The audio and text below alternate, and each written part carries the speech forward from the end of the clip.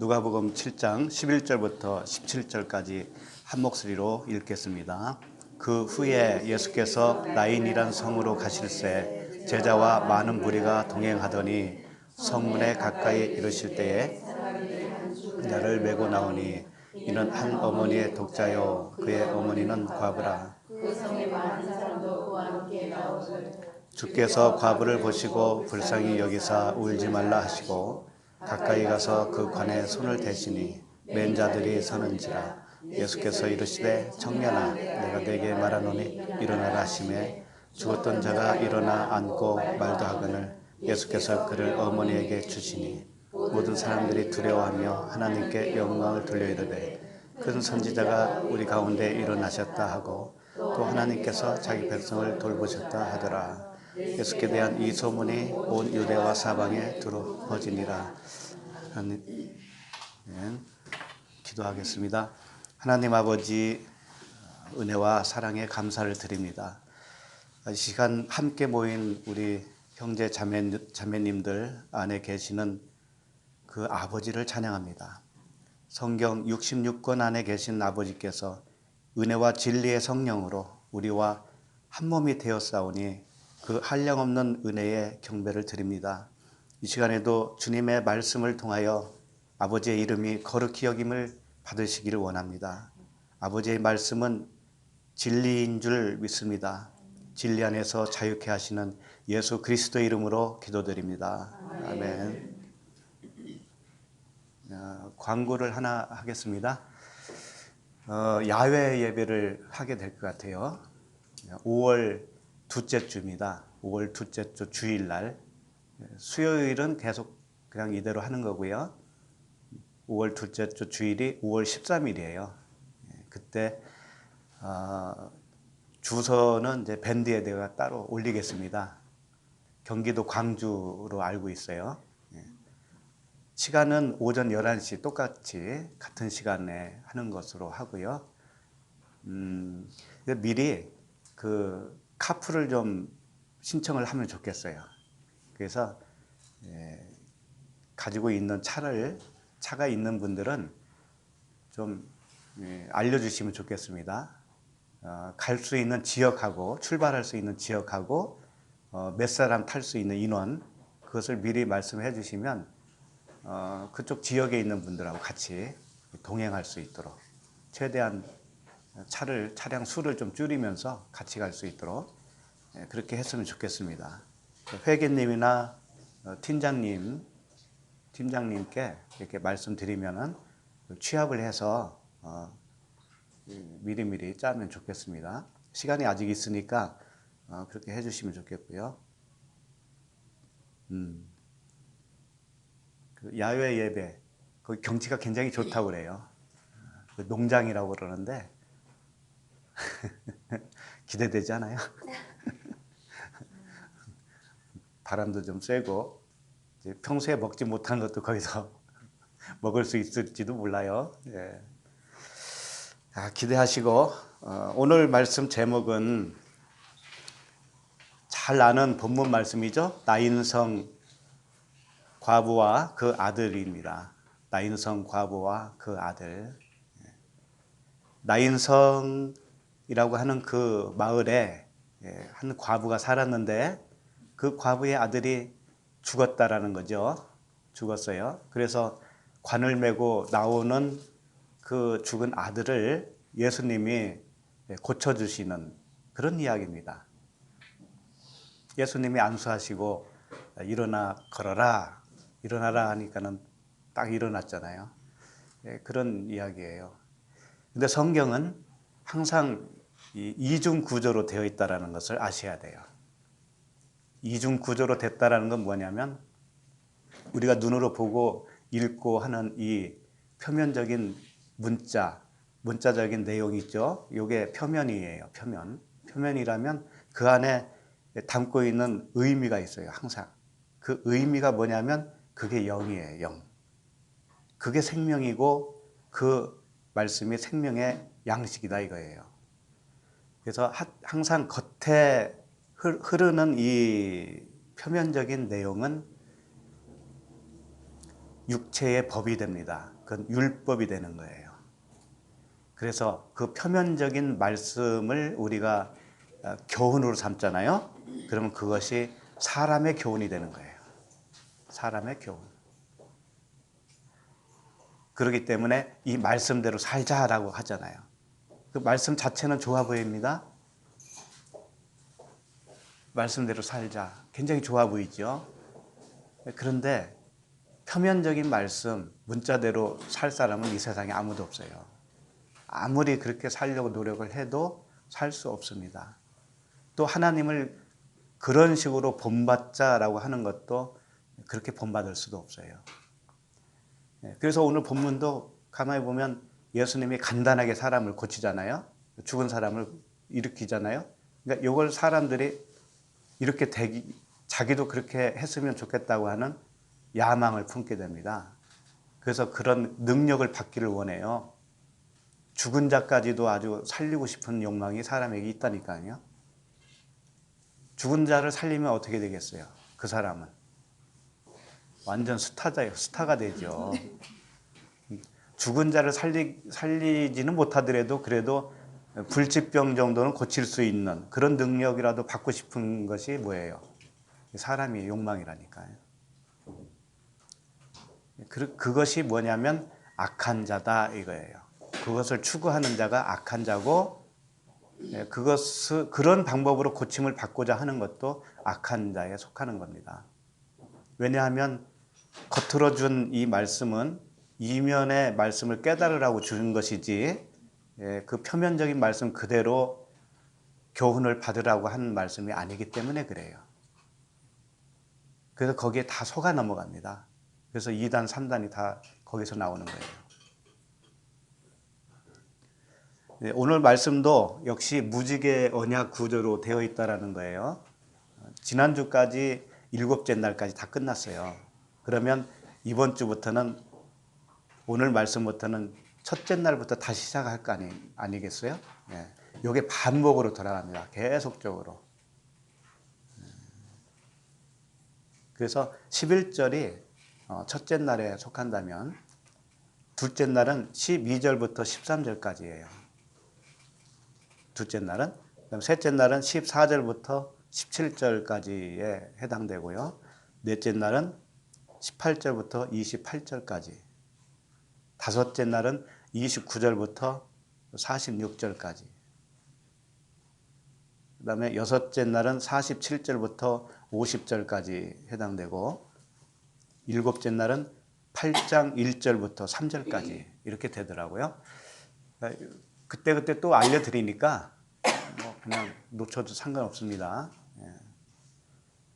그리고 이 구조 이런 순으로 됐다라는 것 정도만 아셔도 성경이 달리 보일 겁니다.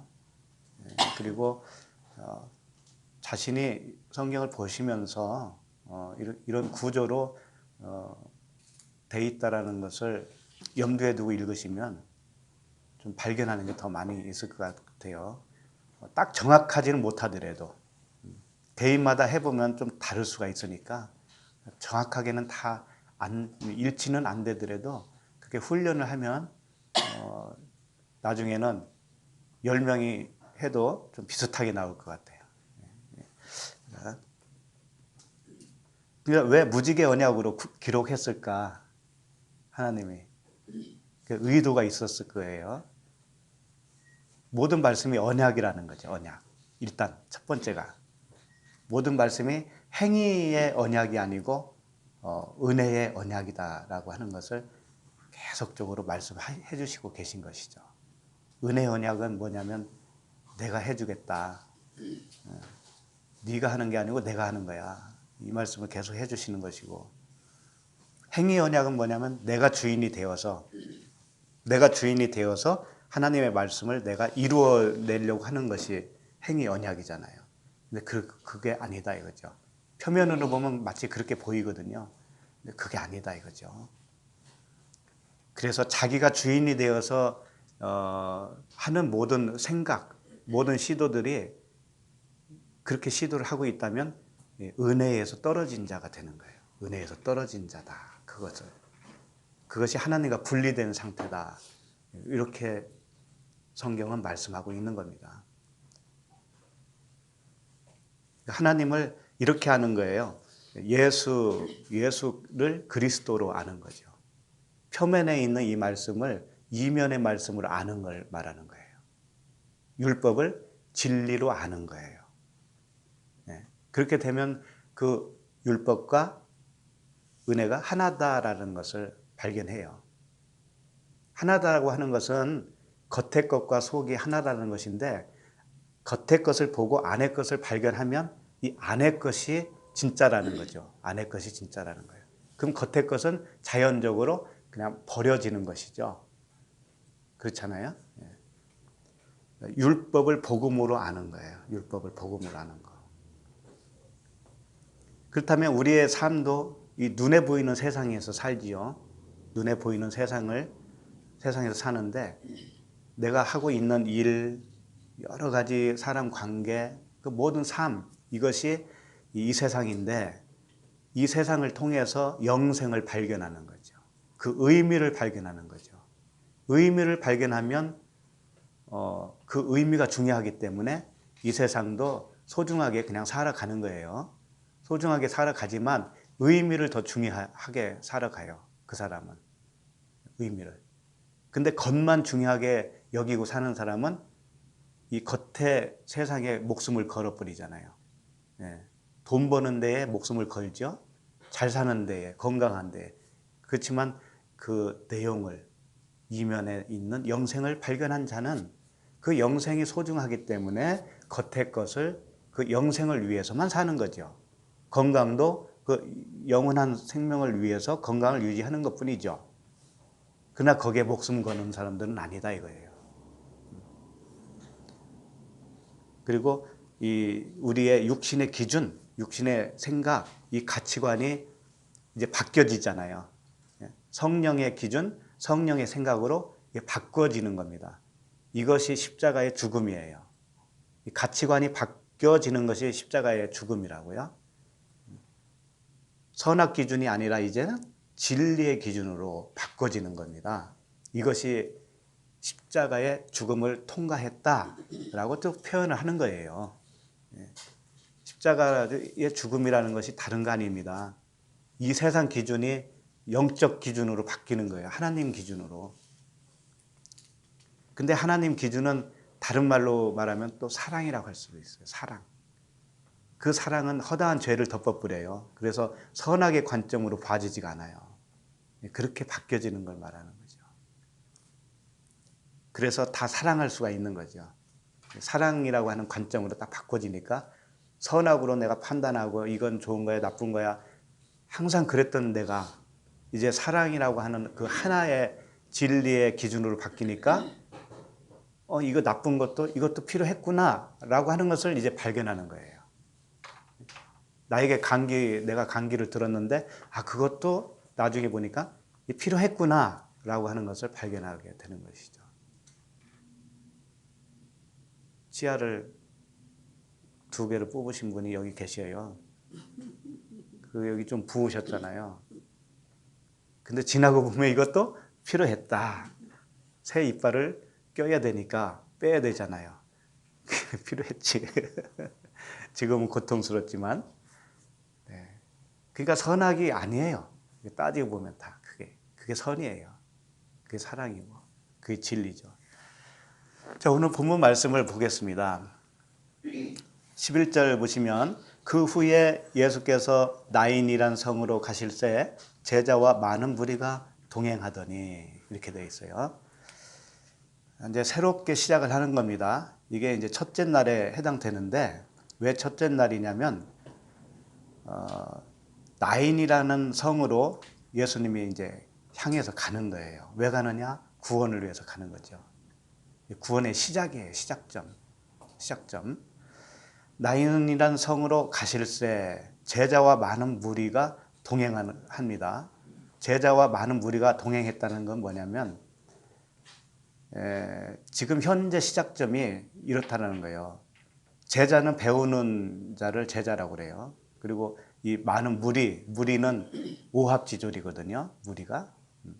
이 물이 그러니까 이게 섞여 있다라는 거예요. 지금 다 섞여 있어요. 섞여 있는데 이게 시작점이죠. 이것을 이제 가려내는 거예요. 나중에는 가려내서 사도가 되는 거죠. 그렇기 때문에 이제 지금은 이제 현재 시작을 한다 이거예요. 근데 나인 성이라고 하는데 성은 뭐냐면 폴리스라고 되어 있어요. 예, 우리가 생각하는 그런 성이 아니고 동네, 마을 이런 뜻이에요. 나인이라고 하는 그냥 동네다. 그 마을이 있었다.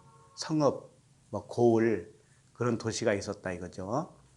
근데 나인이라고 돼 있죠. 나인. 나인은 뭐냐면 즐겁다라고 하는 뜻이에요.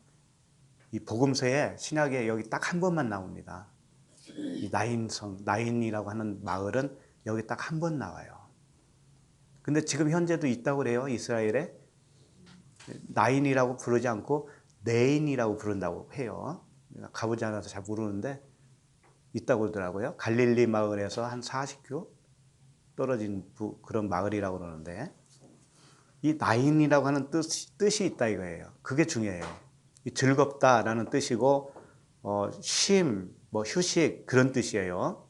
그런데 이 나인이라고 하는 이 단어가 구약으로 가면은 어떤 단어가 되냐면 나옅이 돼요. 나옅. 아실 거예요. 나옅이 어디서 나와? 라마 나옅 들어보셨죠? 라마 나옅. 그 부분을 좀 보면 이 나인이라고 하는 이 성을 하나님이 지금 선택을 해서 이 메시지를 주는 이유를 알 수가 있어요.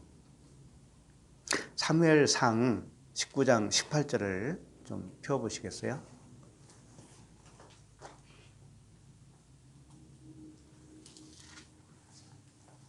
사무엘상입니다. 19장 18절.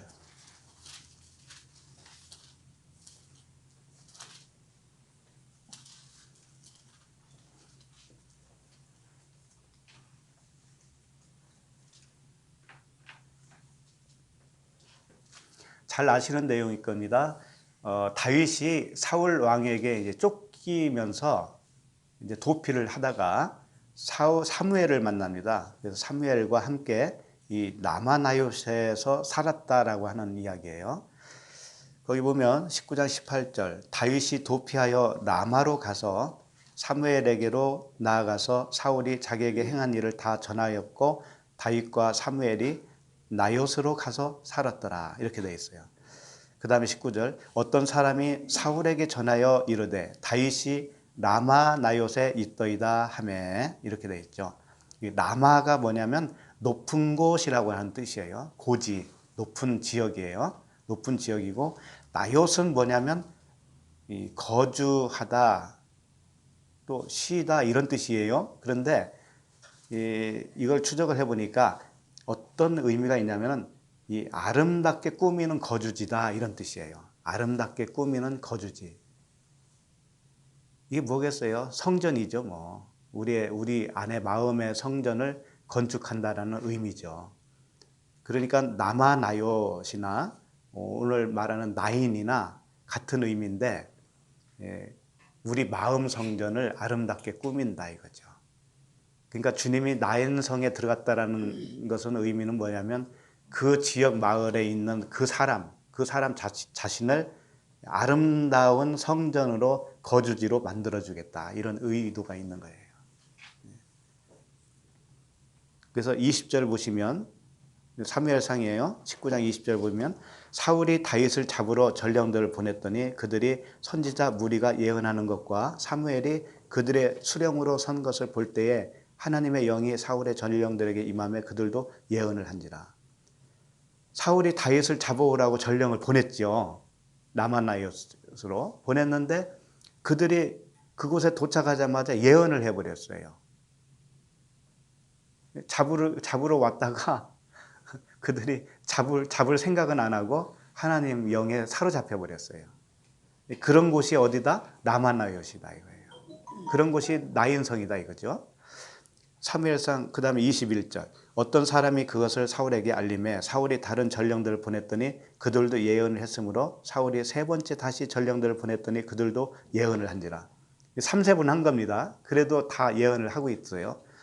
이에 사울도 남아로 가서 세구에 있는 큰 우물에 도착하여 물어 이르되 사무엘과 다윗이 어디 있느냐. 어떤 사람이 이르되 라마나요에 있나이다. 사울이 라마나요스로 가니라. 하나님의 영이 그에게도 임하시니 그가 라마나요에 이르기까지 걸어가며 예언을 하였으며 그가 또 그의 옷을 벗고 사무엘 앞에서 예언을 하며 하루 밤낮을 벗은 몸으로 누웠더라. 그러므로 속담에 이르기를 사울도 선지자 중에 있느냐 하니라.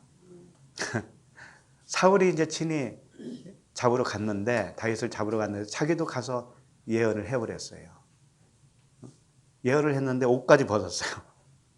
옷까지 벗고 누워서 하루 종일 밤낮으로. 근데 이런 일이 생기는 곳이 어디다? 라마나요시다 이거죠. 그래서 이 라마나요, 물론 지금의 의미로 보면 어떤 장소를 의미하기보다는 우리 각 사람의 심령을 말씀을 하고 있죠. 네. 그러니까 우리가 라마나요시 돼야 돼요. 우리 각자가. 그러니까 내가 누군가에게 같이 있잖아요. 그럼 그 사람도 예언을 해버리게 돼요. 나로 인해서. 내가 전하는 말로 인해서 그 사람도 이제 예언을 하게 된다. 이 예언이 뭐 다른 거겠어요? 복음이죠. 진리. 그 진리의 말을 하게 되는 거예요. 우리 토보 에클레시아 오시는 분들이 다 이렇게 예언을 하는 거잖아요. 그러니까 우리 각 사람에게도 가는 곳마다 나만 나요시 되는 거예요. 우리 각자가. 그런 은혜가 있기를 바랍니다. 그럼 다시 누가복음으로 돌아가서 11절을 좀 보시면 그 후에 예수께서 나인이라는 성으로 가실새 제자와 많은 무리가 동행하더니, 제자와 많은 무리가 동행했다라는 것은 예수를 따르고 있는 사람의 상태를 의미한다. 지금 현재로서는 지금은 무리와 제자가 섞여 있고 이제 구원의 시작 단계다 이거죠. 이게 분별력이 무리라고 하는 건 뭐냐면 이 오합지졸이라고 있잖아요. 이게 군종이에요. 이게 군중이 뭐냐면 분별력이 없어서 속아서 따라다니는 사람들을 말하고 있는 거예요. 이쪽으로 가면 병 고칠 수 있대. 그러면 또 거기 따라가고, 이쪽에 가면 사업이 잘 된대. 그러면 또 거기 따라가고, 이렇게 따라가잖아요. 분별력이 없어서. 분별력이 있는 사람은 복음을 따라가고, 분별력이 없는 사람은 자기 육을 따라갑니다. 육의 유익을 위해서 따라가죠. 이게 이제 무리가 되는 거예요. 오클로스, 무리.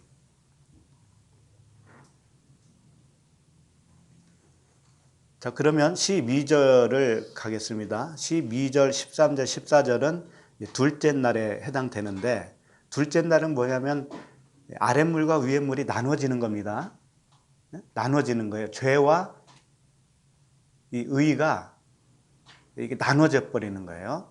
그러니까 죽는 걸 말하는 거예요. 죽어야 나눠지는 거잖아요. 죽음이 이제 거기는 대두가 돼요. 항상 둘째 날은 홍해를 건너는 것이 뭐예요? 물세례, 죽음이죠. 그 죽음을 이야기하고 있습니다. 12절. 성문에 가까이 이르실 때에 사람들이 한 죽은 자를 메고 나오니 이는 한 어머니의 독자요 그의 어머니는 과부라. 그 성에 많은 사람도 그와 함께 나오거늘. 자, 그 성에 예수님이 가까이 가셨습니다. 그랬더니 사람들이 한 죽은 자를 메고 나와요. 그러니까 죽은 자가 나오는 것은 원인이 어디 있습니까? 예수님에게 원인이 있는 거예요. 예수님이 가까이 가니까 그런 일이 벌어진 거죠. 다른 말로 해서 우리에게도 그 그리스도, 진리 되시는 그분이 우리에게 임하시면 가까이 오셨다라는 것은 내가 진리를 깨달아 가는 단계를 말하는 거예요. 그런 단계로 되어지면 그분으로 인해서 내가 죽는 거죠. 나라는 사람이, 나라는 생각이, 가치관이 죽는다 이거예요. 이제 그렇게 생각하셔야 되겠죠. 자, 그럼 사람들이 한 죽은 자를 메고 나오니, 그래서 이런 말씀이 있죠. 마태복음 3장 2절에 보면 회개하라 천국이 가까이 왔느니라. 회개하라 천국이 가까이 왔느니라. 천국이 가까이 임했다라는 것은 진리의 말씀이 가까이 왔다라는 거죠. 그렇게 되면 회개가 일어나는 거예요. 자기도 모르게. 이게 이제 그것을 이 그림으로 지금 보여주고 있는 거예요. 예, 한 죽은 자를 메워 나오는 겁니다. 그러니까는 이 아까 나인성이라고 하는 그 의미가 뭐라고 하냐면 아름답게 꾸미는 거주지라고 하는 의미가 있다고 그랬죠. 나Й옷이 나인이라고 그랬죠. 그 아름답게 꾸미는 거주지를 만들기 위해서는 첫 단계가 뭐냐면 죽어야 된다는 거죠. 그 진리에 의해서 자기 관점이 죽는 겁니다. 그리고 나서 완성은 뭐냐면 아이를 살리는 거죠. 아이를 살려서 다시 그 어머니에게 돌려주는 거예요. 그렇게 이제 마무리가 되어지죠. 근데 여기 12절 다시 보시면 이는 한 어머니의 독자요 이렇게 되어 있습니다. 한 어머니의 독자요 그의 어머니는 과부라 그 성에 많은 사람도 그와 함께 나오거나 이렇게 되어 있는데 그 한 어머니의 독자라는 의미는 그 어머니의 하나밖에 없는 아들이라는 뜻이잖아요. 그렇죠? 이걸 모노게네스라고 해요. 모노게네스라고 하는데 유일하다, 단 하나밖에 없다 이런 뜻이거든요. 그런데 이것도 우리가 생각하는 그냥 아들 하나밖에 없구나 이렇게 생각하면 안 돼요. 그것은 물론 표면적인 말씀이고 이면적인 말씀은 율법은 많은 거예요. 허다한 거예요. 율법은. 조항이 엄청 많죠. 율법은. 그래서 그것은 하나가 아니고 허다한 거예요. 허다한 거. 그걸 군대라고도 해요. 군대 귀신이 뭔지 알아요? 율법 아래에 있는 자가 군대 귀신 자예요. 들린 자예요. 허다한 거예요. 많아. 그런데 유일하다, 하나다라고 하는 것은 뭐냐면 진리 하나다 이거예요. 진리 하나다. 사랑 하나다 이거지. 그러니까 진리로 된 아들이란 뜻입니다. 독생자, 그 어머니의 독자라는 의미는.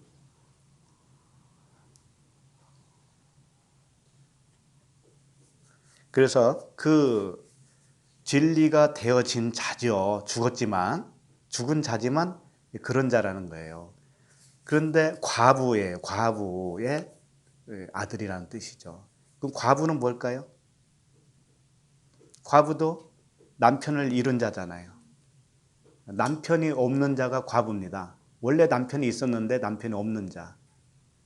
하나님이 남편이잖아요. 우리가 영적으로. 하나님이 남편인데 그 하나님이 없어졌어요. 잃어버렸어. 하나님을. 그 하나님은 겉에 있는 표면적 하나님, 율법의 하나님이었다 이거죠. 그 율법의 남편, 그 남편을 잃어버린 과부, 그 과부의 아들, 독생자 이렇게 되면은 그 아들과 그 어머니는 하나예요. 하나인데 둘로 표현하고 있는 거예요. 다시 말하면 과부라고 하는 것과 그 아들이 죽었다고 하는 것과 같은 거라 이거죠. 그러니까 아들이 실질적으로 목숨이 끊어졌다라고 여기서 표현을 하고 있지만 이면적으로 우리에게 가르쳐주는 말씀은 이렇게 죽어야 된다. 이게 죽은 것이 진리로 된 아들이야. 이것이 곧 과부의 상태야. 라고 가르쳐주고 있는 거예요. 자, 그러면 지금 예수님이 어떤 사역을 하고 있냐면 이 과부 또는 이 독생자가 죽었단 말이에요. 이 죽은 것을 살려주는 사역이죠. 네, 이 사역이 뭐냐면 1차적인 사역이에요. 홍해를 건너와서 광야로 들어왔잖아요. 그때 첫 번째 물 세례를 받았죠. 이 물 세례로 일단 살아난 자 살리는 거라고요. 그렇게 살리는 사역을 누가 했냐면 엘리야가 한 거예요. 엘리야. 근데 엘리야가 세례 요한으로 왔다고 그랬단 말이에요. 그러니까 세례 요한의 물 세례의 사역을 예수님이 받아서 예수님이 똑같이 하고 계시는 거예요. 예수님이 하고 있는 거예요. 근데 세례 요한은 지금 감옥에 있어요. 그래서 계속 7장 이어지는 이 스토리를 쭉 보면 세례 요한 이야기가 나와요. 감옥에서 세례 요한이 내가 기다리는 자가 당신이 옵니까? 이렇게 질문한다고요. 그러니까 예수님이 가서 이렇게 전해라 그러면서 병든 자가 고침을 받고 죽은 자가 살아나고 막 이런 말씀을 하셔요. 이게 뭐냐면 네가 온 사역을 내가 지금 하고 있는 거야 이런 뜻이에요. 그래서 그 부분을 조금 살펴보도록 하겠는데 우리가 이미 본 겁니다. 누가복음 4장 25절에 이런 말씀이 있어요. 누가 참으로 너에게 이르노니 엘리야 시대에 하늘이 3년 6개월간 닫히어 온 땅에 큰 흉년이 들었을 때에 이스라엘에 많은 과부가 있었으되 엘리야가 그중 한 사람에게도 보내심을 받지 않고 오직 시돈 땅에 있는 사렙다의 한 과부에게 뿐이었으며. 자, 이 말씀이 지금 사렙다 과부의 말씀이고 엘리야가 이 사렙다 과부에게 간 거죠. 가서 뭘 했어요? 그 마르지 않는 떡, 마르지 않는 기름통, 그 이적을 행했죠. 그러고 나서 아들이 나중에 죽었는데 아들을 살렸잖아요.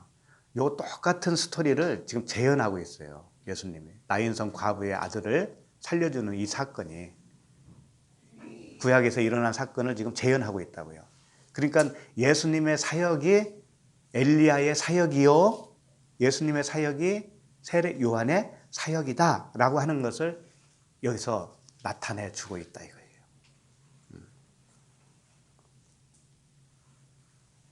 그런데 차원이 다른 것은 뭐냐면 사렙다 과부 아들을 살릴 때 엘리야가 살릴 때는 그 몸에 올라가고 막 그런 일들을 하잖아요. 근데 예수님은 어떻게 살려요? 말씀으로 살리죠. 이게 다른 차원이에요. 왜?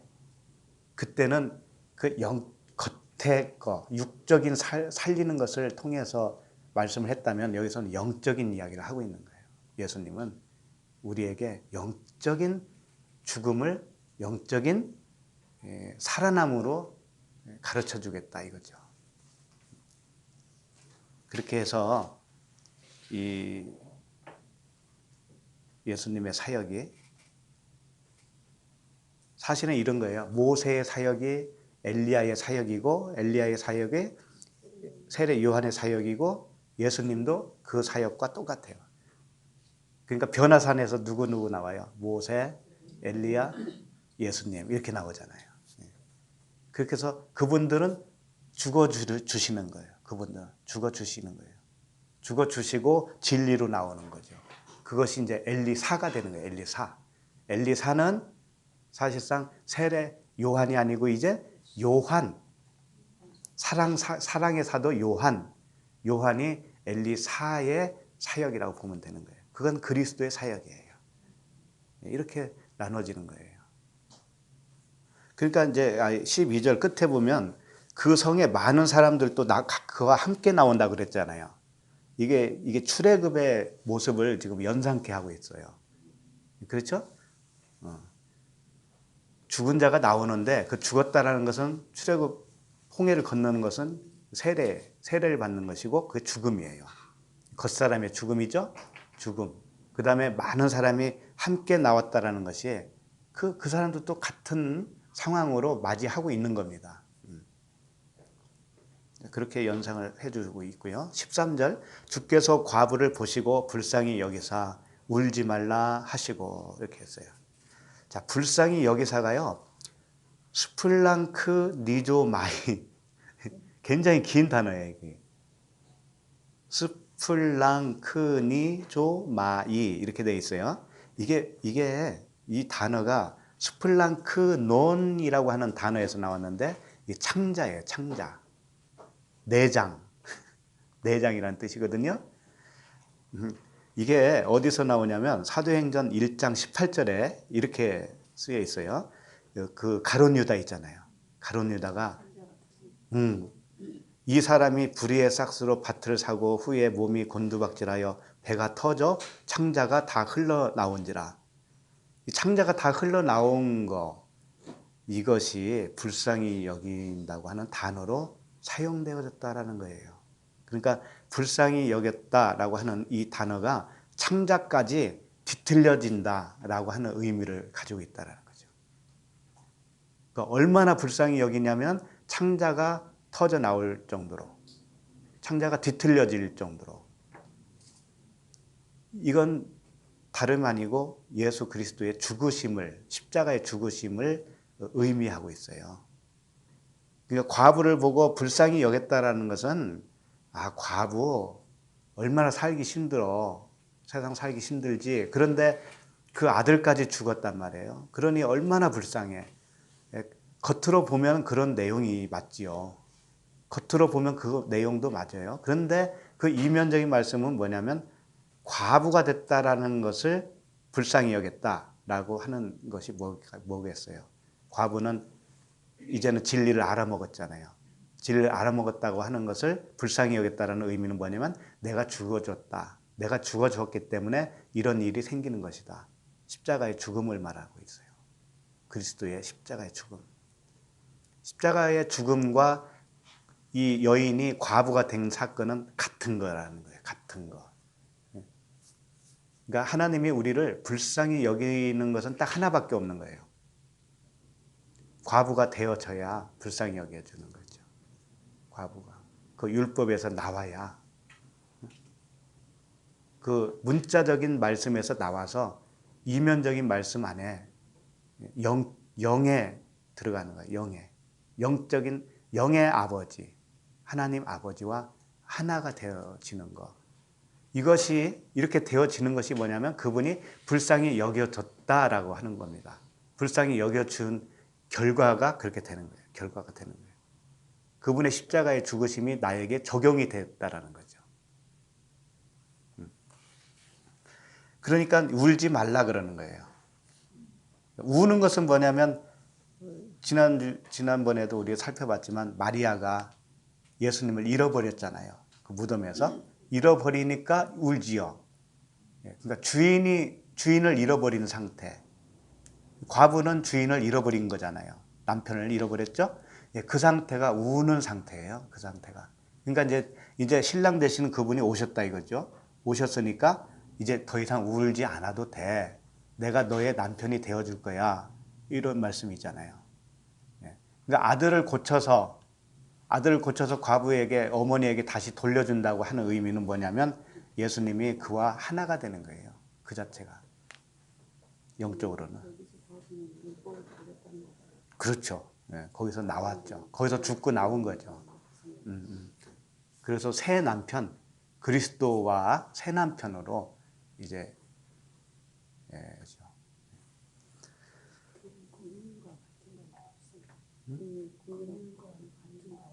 긍휼, 같아요, 다. 긍휼, 불쌍히. 근데 여기서는 이 단어가 좀 희귀한 단어를 여기 딱 한 번 쓴 거예요. 다른 데서 안 나와요. 창자가 뒤틀렸다라고 하는 그 단어를 여기서 딱 쓴 거죠. 불쌍히 여겼다. 그러니까 내가 죽어줄 테니 너 더 이상 이제 울지 않아도 돼. 내가 너에게 영으로 남편이 되어줄 테니 더 이상 울지 않아도 돼. 이런 뜻이라고요. 자, 그 다음에 14절. 이제 이게 셋째 날에 속하거든요. 14절부터는. 살아나는 이야기가 나오겠죠. 반드시 셋째 날에 살아나는 겁니다. 홍해를 건너온 다음에 살아나는 거예요. 죽고 살아나는 거예요. 자, 14절. 가까이 가서 그 관에 손을 대시니 맨 자들이 서는지라. 예수께서 이르시되 청년아 내가 네게 말하노니 일어나라 하시매. 이렇게 되어 있죠. 가까이 갔다라는 거, 이것은 관계성을 말하고 있어요. 관계성. 진리 하나님이 우리와 관계가 자꾸 이제 가까워지잖아요. 가까워지면 살아나는 거지요. 그 가까이 갔다 이렇게 표현하는 겁니다. 그 다음에 그 관에 손을 대시니 이렇게 되어 있어요. 관은 뭐겠습니까? 시체가 거기 들어 있겠죠. 이스라엘은 그 관을 뚜껑을 닫았다기보다는 이제 염을 하죠. 죽은 시체를 염을 하고 그 상자, 관 상자에다가 넣어놓고 뚜껑을 닫지 않는다고 하는 그런 뭐 예? 네. 네. 네. 넣죠. 집어넣죠. 네.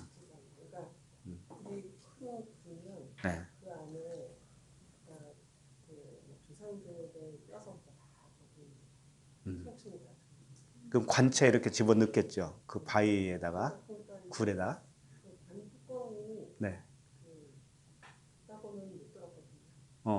근데 이제 어느 문헌에서는 봤어요. 그저 민속적인 어떤 그런 뭐가 있겠죠. 대대로. 근데 뚜껑을 안 닫는다는 이야기가 있더라고요.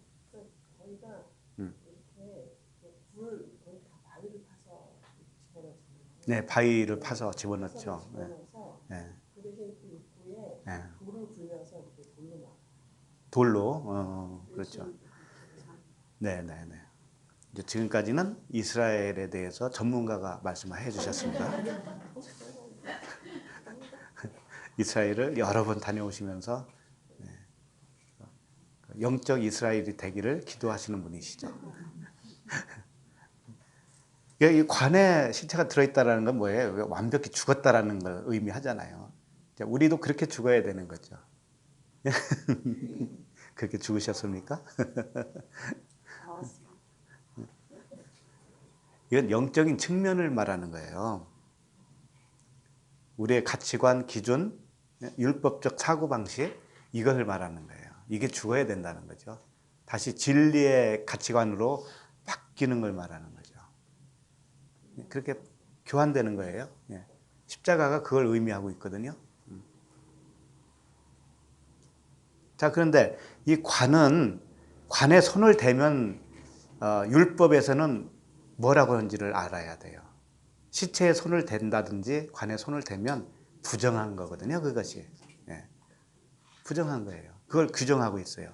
민수기 19장 11절 보시면 뭐 레위기서에도 나옵니다. 근데 이제 다 보기는 좀 그러니까 민수기 19장 11절에 보시면 사람의 시체를 만진 자는 이래 동안 부정하리니 이렇게 돼 있어요. 그리고 12절 보면 그는 첫째 날과 일곱째 날에 잿물로 자신을 정결하게 할 것이라 그리하면 정하려니와 셋째 날과 일곱째 날에 자신을 정결하게 하지 아니하면 그냥 부정하니 이렇게 돼 있어요. 잿물로 자기를 정결하게 해야 된다는 거죠. 잿물은 씻어내는 물이지요. 씻어내는 물. 다 이게 말씀을 의미하고 있는 거예요. 말씀으로 씻어내는 겁니다. 그러니까 예수님이 관에 손을 댔다라는 것은 뭐냐면 시체를 만진 거예요. 그러면 예수님 자신이 부정할 거 아니겠어요. 그러니까 잿물로 씻어내야 돼요. 자신도. 그렇기 때문에 십자가에서 죽으신 거죠. 죽어주신 거예요. 우리를 살려내기 위해서. 그러니까 율법 아래에서 이 죽음을 경험하고 이게 뭐냐면 물세례거든요. 물세례. 율법 아래에서 죽음을 경험하는 것이 뭐냐면 물세례예요. 그걸 친히 해주신 분이 예수님이시죠. 예수님이 세례 요한에게 물세례를 받으셨잖아요. 그걸 통해서 상징으로 보여주시고 그 다음에 여기 지금 민수기에서 셋째 날과 일곱째 날 두 번을 얘기하잖아요. 두 번을 잿물로 씻어라고 그랬단 말이에요. 그것이 두 번 죽으라는 의미와 똑같아요. 물세례와 불세례로 두 번은 죽어야 된다 이거죠. 그래서 주님이 그걸 다 본인이 다 해주셨단 말이죠. 세례 요한에게 물세례를 받고 그 다음에 불세례가 뭐예요? 자신이 십자가에서 죽어주시는 거죠. 이게 불세례예요. 그분에게 있어서는. 우리에게 있어서는 뭐냐면 그렇게 해주시고 성령으로 우리에게 오셔서 적용을 해주시는 거예요. 적용을 해주시는 것이 뭐냐? 겉의 말, 율법에 의해서 내가 육체의 법으로는 하나님께 나아갈 수 없다라는 것을 발견하는 거죠. 그래서 육체의 법, 율법에서는 죽는 거예요. 육체가 죽는 거예요. 육체로서는 그거 감당할 수 없다라는 걸 이제 알아버렸어요. 그래서 그 시도조차도 이제 안 해요. 그렇게 살려고 하지도 않습니다. 율법으로 살려고 하지도 않아요. 그리고 나서 두 번째 죽는 것이 무엇이냐? 이제 진리로 채워지는 거예요. 그 말씀으로 차곡차곡 채워져서 우리가 보고 있는 이 말씀, 내가 살고 있는 이 세상 관점, 이런 것들이 계속적으로 바꿔지는 겁니다. 계속적으로. 그것은 계속 가는 거예요. 우리가 사는 동안에. 지난주에 우리 봤듯이 노을이 날마다 그분에게 가면 벗겨진다고 그랬잖아요. 그 수건이 그리스도에게 가면 벗겨지는 것이지 내가 스스로 벗길 수는 없어요. 그분이 벗겨주시는 거죠. 날마다. 그렇게 적용을 해주시는 겁니다. 우리에게. 그게 불세례예요. 그렇게 되면 그 생명의 말씀, 그 말씀이 나에게서 계속적으로 생명이 더 풍성하게 해주시잖아요. 그러니까 그 삶이 얼마나 즐겁고 기쁩니까? 내 마음속에 평강이 임하죠. 기쁨이 넘칠 수밖에 없는 거예요. 우울할 틈이 없어요. 그죠?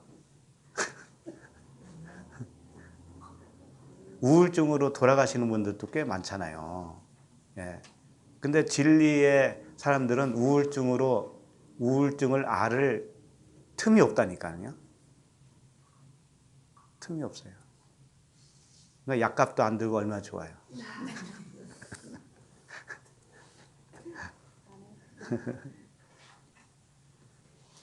이 사람이 이렇게 들어가 있는 관이 소로스라고 되어 있는데요. 참 이 단어도 이 누가복음에만 딱 한 번 나와요. 이 관이라고 하는, 소로스라고 하는 단어가. 근데 이 관이라고 하는 단어가 이제 구약에서 찾아보면 어디에 나오냐면 요셉이 죽을 때 입관했다고 하는 그 말씀이 창세기 제일 끝에 끝절에 나옵니다. 창세기 50장 끝절 26절에 나와요. 거기에 뭐라고 되냐면 요셉이 110세의 죽음에 그들이 그의 몸에 향재료를 넣고 애굽에서 입관하였더라. 이렇게 해서 창세기가 끝나거든요. 입관한 걸로 끝나요. 그런데 이 입관이라고 하는 이 관이 있죠. 관에 들어갔다는 말이죠. 이 관이 아론이라고 하는 단어예요. 아론. 근데 우리가 알고 있는 그 모세와 아론, 그 아론이 아니에요. 그 아론이 아니고 이 아론이라는 단어인데 이게 뭐냐면 그냥 상자라는 뜻이고, 상자,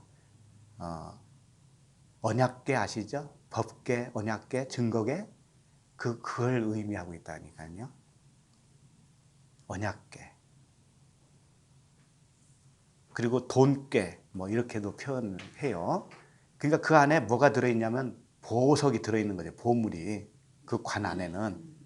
그러니까 시체가 되어서 들어갔다는 의미는 보석이 된 거예요. 보석이. 보물이 된 거예요. 그러니까 요단강 건너갈 때 법궤를 앞세서 가죠. 그게 그리스도라고 하는 그 그리스도의 임재를 말하고 있습니다. 그래서 언약궤에는 항상 하나님의 임재가 따라요. 임재. 그 의미가 뭐냐면 내가 죽은 시체가 되면 언약궤에 들어간 거죠. 그러면 그 자체가 하나님의 임재가 임한다 이거예요. 이래봐도 죽어야 임재가 임합니다. 하나님이 언제 임재하시냐? 사람으로서는 죽고 그리스도로 살아나 있는 상태. 나로서는 죽어야 돼. 인간으로서는 죽어야 돼. 가치관이 죽어야 돼. 율법 선악 구조로서는 죽어야 돼요. 그것이 하나님의 임재다 이거예요. 그런 상태가 되어 있는 상태가 하나님의 임재인 상태다 이거죠. 다른 것이 아니다 이거죠. 하나님의 임재는.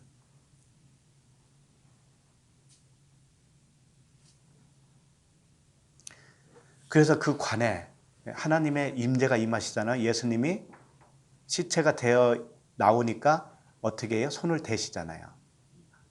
하나님의 임재잖아요, 그것이. 시체가 안 됐으면 예수님이 손을 댈 일이 있어요, 없어요? 없잖아요. 예. 단순히 죽은 사람 살리는 이야기가 아니고 하나님의 임재가 어떤 것인가를 가르쳐 주고 있어요. 그래서 이제 손을 댄다라고 하는 댄다 대신이 이 단어도 합토마이라고 하는 단어인데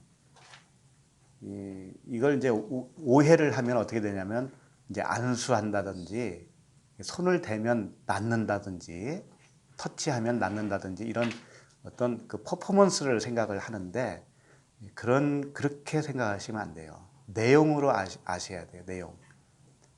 된다라고 하는 단어 합토마이도 이 관계가 성립이 되었다 그런 뜻이에요. 하나님의 말씀으로 우리가 그분과 관계가 성립이 되면 내가 살아나는 거죠. 응? 내가 살아나는 거예요. 그런 말씀이지.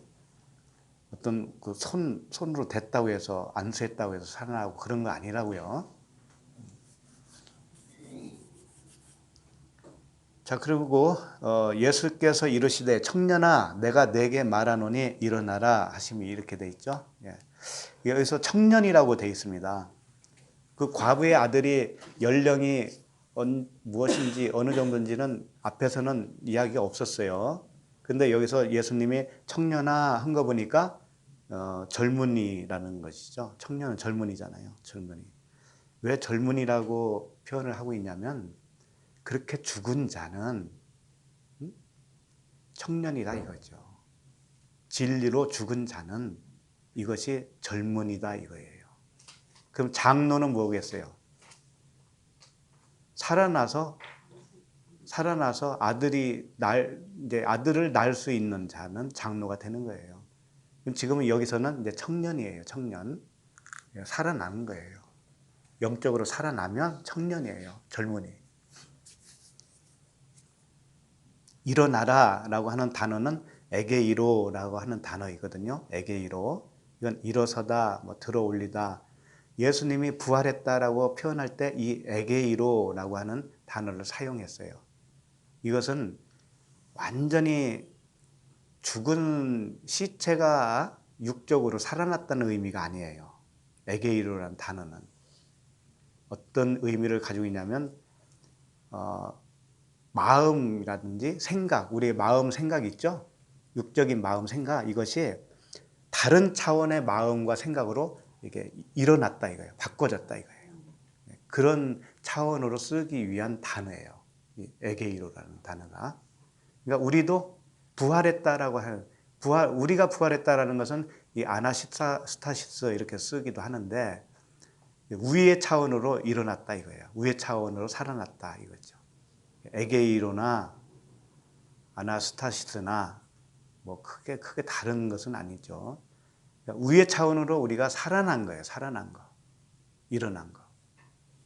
이게 부활이에요. 응? 스타우로스. 네, 십자가죠. 다 같아요. 같다. 그러니까 우리가 십자가에 죽는 것도 영적인 이야기잖아요. 그러니까 이걸 표면으로 보면 어떻게 하냐면 자기 육신을 쳐서 고통을 주려고 하는 거예요. 십자가 죽음이라고 하니까. 그래가지고 어디 가면 막 그 나무로 십자가 무겁게 만들어가지고 지고 가잖아요. 그거 하잖아요. 그리고 카톨릭에서는 그 99 계단을 무릎으로 올라가잖아요. 다 십자가의 죽음이라고 생각하잖아요. 자기 육신을 쳐서 복종시킨다고 한다는 의미로. 근데 그런 의미가 아니에요. 우리의 기준이 바뀌는 거예요. 기준이. 가치관이 바뀌는 겁니다. 15절을 보겠습니다. 15절. 죽었던 자가 일어나 앉고 말도 하거늘 예수께서 그를 어머니에게 주시니. 아까 처음에 죽었던 아들을 메고 나왔다고 할 때 그 죽었다라고 하는 단어는 드네스코라고 하는 단어로 썼거든요. 죽었다고 하는 단어. 이 죽었다라고 하는 단어 드네스코는 이 다나토스의 단어에서 나왔어요. 다나토스. 영적 죽음을 의미하죠. 근데 여기서는 죽었던 자가 네크로스로 되어 있어요. 네크로스. 똑같은 이 본문 속에서 단어를 이렇게 바꿔서 사용을 했습니다. 네크로스는 언제 사용했냐면 이런 허물과 죄로 죽었던 너희 이렇게 에베소서에 나오잖아요. 그때 네크로스거든요. 허물과 죄로 죽었던 너희. 그러니까 이 두 단어를 서로 두 가지로 사용한 의도가 있는 것 같아요. 이게 뭐냐면 이것도 역시 물세례 불세례예요. 그러니까 처음 죽음과 두 번째 죽음이 있는 거예요. 그러니까 우리가 십자가를 생각할 때도 처음 십자가에서 죽어야 된다라고 할 때는 율법에서 죽는 거예요. 율법에서. 그 다음에 두 번째 죽는 건 뭐냐면 말씀이 죽는 거예요. 첫 번째는 율법에서 내 육이 죽는 것이고요. 육적인 생각이 죽는 것이고요. 두 번째는 뭐냐면 내가 오해된 말씀이 있죠. 내가 붙잡았던 말씀, 육적으로 붙잡았던 말씀, 그 말씀이 죽는 거예요. 두 가지가 다 죽어야 되는 거예요. 내 생각이 죽어야 되고 내가 내 생각으로 붙잡았던 말씀이 죽어야 돼요.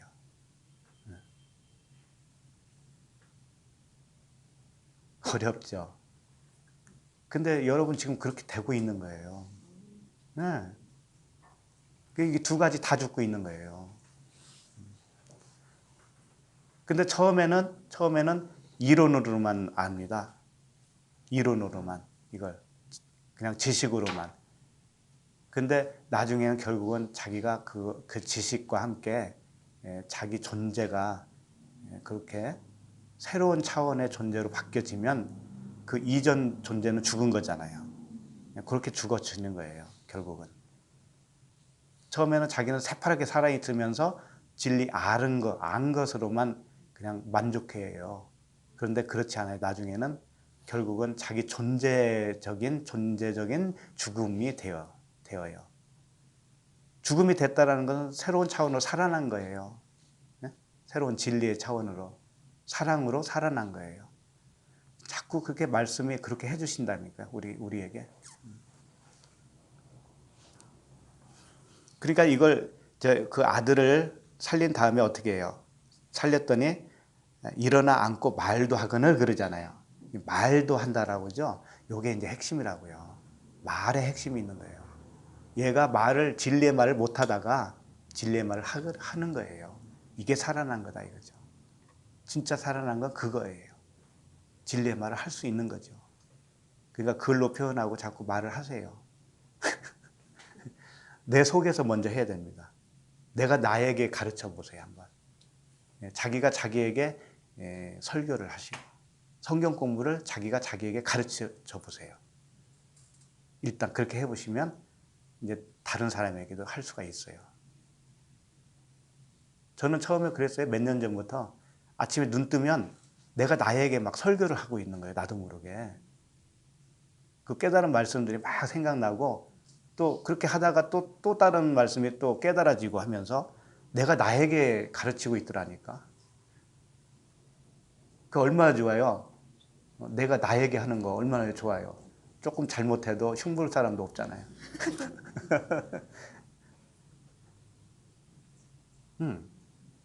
그러면서 내가 내 속에서 나와 내가 대화를 한다니까, 대화를. 근데 알고 보니까 내가 나에게 했지만은 그 내가 그분이더라니까. 그 신비적인 거 알겠어요? 내가 나에게 가르쳤는데 그 가르친 나는 그분이더라니까. 알고 보니까. 배운 나는 진짜 옛날 나였고. 그래서 이게 이제 하나가 되더라니까. 이게 하나가 돼요. 이게 신비예요. 이게 다른 걸로 찾지 마세요. 다 경험해 보실 거예요. 이제 일어나 앉고 말을 하고 나서 일어나 앉고 말도 한다고 그랬잖아요. 일어나 앉고는 이제 아나카디조라고 하는 단어인데 이게 위쪽 위의 차원으로 장착을 했다 이런 뜻이에요.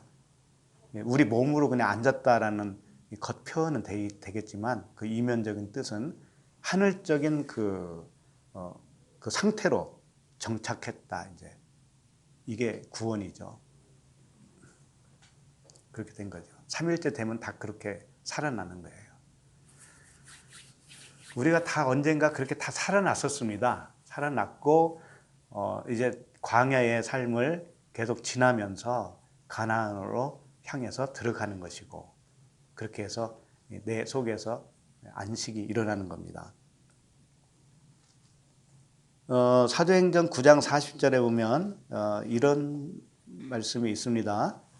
사도행전 9장 40절에 베드로가 사람을 다 내보내고 무릎을 꿇고 기도하고 돌이켜 시체를 향하여 이르되 다비다야 일어나라 하니 그가 눈을 떠 베드로를 보고 일어나 앉는지라.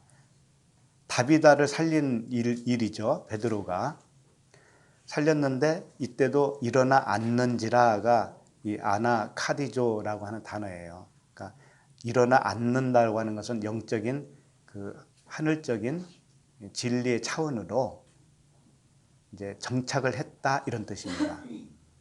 일어나서 정착을 한 거예요. 딱 그 존재로 지어진 겁니다. 그래서 우리는 홍해를 건너오면 일단 하나님이 그런 존재로 딱 정착을 해줘요. 그리스도와 함께 하늘에 안침과 되는 거예요. 우리가 그런 상태로 딱 시작을 해주시는 겁니다.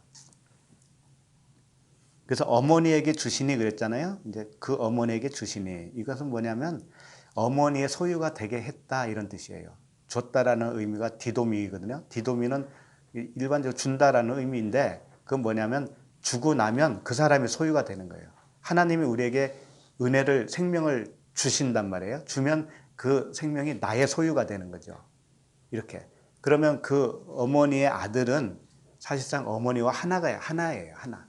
하나를 둘로 표현했던 거예요.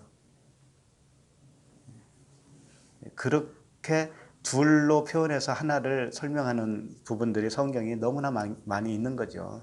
16절. 모든 사람이 두려워하며 하나님께 영광을 돌려 이르되 큰 선지자가 우리 가운데 일어나셨다 하고 또 하나님께서 자기 백성을 돌보셨다 하더라. 이제 결론 부분이잖아요. 모든 사람이 두려워했다라는 이 단어가 포보스라고 하는 단어인데 경외하다라고 하는 단어입니다. 하나님을 무서워했다라는 의미가 아니고 그분을 경외하게 되었다라는 거예요. 경외는 어떨 때 경외가 일어나느냐면 그 진리의 말씀으로 다가오실 때 율법의 말씀은 무서워하는 거예요. 그건 경외가 아니에요. 그리고 은혜와 진리의 말씀, 그 언약으로 다가오시는 하나님을 경험할 때 그것은 경외한다라는 단어를 사용하는 거예요. 우리가 다 주님을 경외하는 것이지 무서워하는 존재가 아니다 이거죠. 이제는. 그래서 큰 선지자가 우리 가운데 일어나셨다라고 하는 의미는 구약의 그런 선지자들, 그림자격인 선지자가 아니라 이제 실체로 오신 그 선지자를 만났다 이거죠. 예수 그리스도라고 하는 실체를 만나게 되었다. 우리도 우리 안에서 그 실체 되시는 그 주님의 말씀으로 경험되어지잖아요. 이게 그런 것을 그 은혜를 큰 선지자를 만났다. 일어나셨다. 이렇게 표현하는 거죠. 이것이 자기 백성을 돌보시는 거예요. 이게 진짜 하나님이에요. 그러니까 우리가 복음이 시시하게 생각하면 안 되는 거예요. 아, 복음은 우리 육적인 이야기가 아니니까 뭐 우리의 삶하고는 관계도 없는 것이네. 이렇게 생각하면 큰 코 다쳐요. 우리 내면이 복음으로 그 진리의 사랑이라고 하는 그 하나로 지어져야 은혜 언약이라고 하는 하나로 지어져야 우리의 겉의 삶도 안전하다고요. 가장 안전하다고요. 진짜 그것이 하나님의 백성을 돌보시는 거예요. 그것이. 율법 아래에 있으면은요, 무서운 하나님입니다. 그거 안 지키면은 가차없이 치는 거예요. 그분은 율법의 하나님이니까 내가 마귀이기 때문에 그분도 마귀인 거예요. 그때는. 예. 그러니까 마귀 대 마귀로 되어지는 거예요. 그분은. 그러니까 무섭지요. 예. 그런데 거기서 죽고 은혜로 태어나면 모든 게 다 은혜예요. 우리의 삶은 다 은혜로 이끌어가요. 그래서 우리는 그분이 이끄신 대로 살다 보면 그냥 기적은 그냥 일어나는 겁니다. 일상생활이 다 기적이에요. 기적. 예. 탁 맡기고 살 수가 있는 겁니다. 어려움이 와도 탁 맡기고 갈 수가 있어요. 우리는. 17절 예수께 대한 이 소문이 온 유대와 사방에 두루 퍼지니라. 이제 그 복음이 진리가 이제 우리를 일으키셨으니까 그것이 온 유대와 사방에 두루 퍼진다 이거예요. 이제 아까 처음에는 어디서 시작했냐면 나인성에서 시작했죠. 예, 나인성에 생명이 잉태하니까 거기서 태어나니까 온 유대와 사방에 두루두루 퍼져나가는 겁니다. 그래서 이 소문이 퍼져가는 거예요. 소문이. 그 여호수아서에 보면 가나안에 들어가기 전에 뭘 보내냐면은 염탐꾼을 보내요. 염탐꾼을 보내면 정탐꾼을 보내면 누구를 만나냐면 기생 라합을 만나죠. 기생 라합이 뭐라고 하던가요? 소문을 들었다고 그러죠. 소문을. 예, 그렇게 소문이 퍼지는 거예요. 가나안에 소문이 딱 퍼지는 거예요. 그래서 가나안이 결국은 정복이 되죠. 예, 그 말씀을 여기서 해주시는 거예요. 온 유대와 사방에 툭 퍼진다. 소문이 난다 이거예요. 그러면 온 유대와 사방이 다 이제 복음화가 될 거야. 그것은 나 한 사람 이야기이기도 해요. 나 한 사람 안에 유대와 사방이 다 있다 이거예요. 그것이 이제 완전히 장악이 된다 이거죠. 진리로. 그렇게 되면 장로가 되는 거예요. 네. 이렇게 우리 한 사람이 내면에서 소문이 다 퍼져서 이제 정복이 다 가나안이 완전히 정복이 되어지고 온전하게 진리로 세워져서 그 사랑 하나로 진리 하나로 사라져가는 그런 은혜가 있기를 바랍니다. 하나님 아버지 은혜를 감사합니다. 저희들을 이처럼 사랑하셔서 어찌하여 이 진리를 알게 하시고 그 은혜를 주셨나이까. 은혜 언약에 우리를 푹 빠지게 하시고 주님이 우리를 이끌어 가시는 그 삶을 늘 경험하며 살아가게 하시니 감사합니다. 여기 모이는 우리 한 사람 한 사람 심령 속에서 마음 천국을 이루어 주시고 오직 그리스도로 내 생각이 아니라 그리스도의 관점으로 하나님의 관점으로 살아가며 기쁨이 충만할 수 있도록 도와주시옵소서. 예수 그리스도의 이름으로 기도합니다. 아멘.